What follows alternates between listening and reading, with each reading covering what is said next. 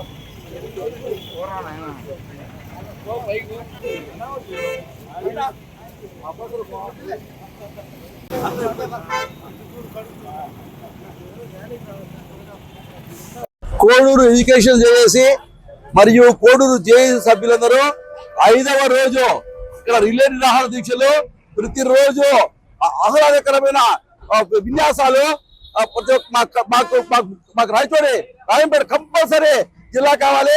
మాకు విమాన వస్తువులు ఉన్నాయి, రైల్వే వస్తువులు ఉన్నాయి, వాటర్ ఫెసిలిటీస్ ఉన్నాయి. మా పిల్లల ఉజ్వల భవిష్యత్తుకు మా ఎడ్యుకేషన్ కమిటీకి అందరూ మేధావులు ఉన్నారు. పెద్దలు మేధావులు చర్చించండి. పెద్దలు ఈ గవర్నమెంట్ వాళ్ళు మా పిల్లలకి ఇస్తే వాళ్ళ భవిష్యత్తు బాగుపడుతుంది. నేను ఎడ్యుకేషన్ కమిటీ తరఫున మీకు అందరికీ సహృదయంతో నమస్కారం చేసుకుంటూ మాకు రాజంపేట జిల్లా వాళ్ళని కోరుకుంటున్నాను. Thank you and thank you all participating. అందరికీ వందనాలు. ఈరోజు 6వ రోజు మనము ర్యాలీ జరుపుతున్నాం. ఈరోజు ర్యాలీలో అత్యంత అద్భుతమైనటువంటి విన్యాసాలు అనేటివి జరిగినాయన్నమాట.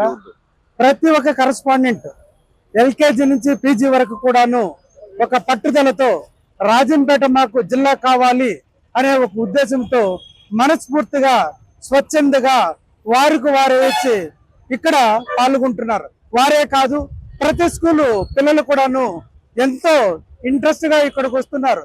వాళ్ళ ఆశ ఒకటే, వాళ్ళ దృక్పథం ఒకటే, మాకు రాజంపేట కావాలి, మా భవిష్యత్తు ఉండాలంటే మాకు రాజంపేట డిస్ట్రిక్ట్ హెడ్ క్వార్టర్ గా ప్రకటించాలి, దాని కొరకు మేము ఎంతవరకైనా కానీ చేస్తూనే ఉంటాము అని ఉత్సాహంగా పిల్లలంతా కూడాను పాల్గొంటున్నారు. పిల్లలే కాదు, సిట్టువేలి కరస్పాండెంట్స్ కావచ్చు, ఓవులవారిపల్లి కరస్పాండెంట్స్ కావచ్చు, పుల్లంపేట కరస్పాండెంట్స్ కావచ్చు, కనగనూరు కరస్పాండెంట్స్ కావచ్చు, టోటల్ గా నియోజకవర్గంలో ఉన్నటువంటి ప్రతి ఒక్క విద్యా సంస్థ పాల్గొని ఇక్కడ వచ్చేసేసి ఎంతో ఆనందంగాను ఉత్సాహంగాను పాల్గొంటూ వారి యొక్క పిల్లల యొక్క భవిష్యత్తు కొరకే వాళ్ళంతా చూస్తున్నారు. కానీ వాళ్ళకి ఎన్ని పనులు ఉన్నప్పటికీ కూడాను వారు ఎన్ని పక్కన పెట్టి ఇక్కడికి ఉత్సాహంగా పాల్గొని మాకు డిస్ట్రిక్ట్ హెడ్ క్వార్టర్ ప్రకటించాలని ఒక దృక్పథంతో మాత్రమే ఉన్నారు.